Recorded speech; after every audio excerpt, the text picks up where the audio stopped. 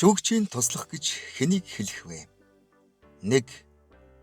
Шүүгч туслахтай байх бөгөөд шүүгчийн туслах эрх зүйч мэргэжилтэй байна.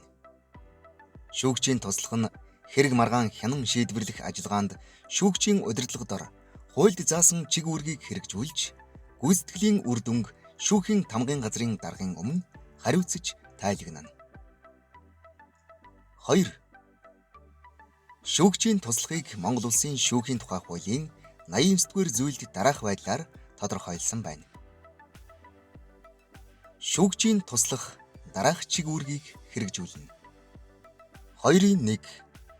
Шүүхэд ирүүлсэн тодорхой хэрэг маргааны талаарх баримт бичгийн бүрдлийг судалж, шүүгчид танилцуулах.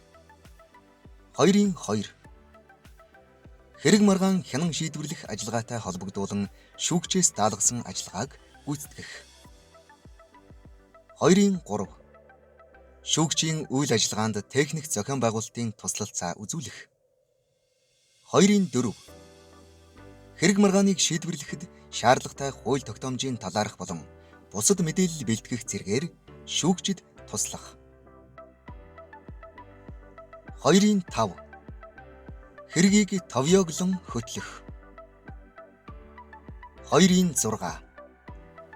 Тодорхой хэрэг маргааны талаарх мэдээллийг нэгдсэн цахим санд оруулах. 2-7. Шүүх хуралдааны бэлтгэл, зохион байгуулалтыг хангахад оролцох. 2-8. Шүүхийн шийдвэр тогтоол, шүүгчийн захирамжийн төсөл боловсруулах. 2-9. Улсын тэмдэгтийн хураамж төлөгдсөн эсхийг хянах.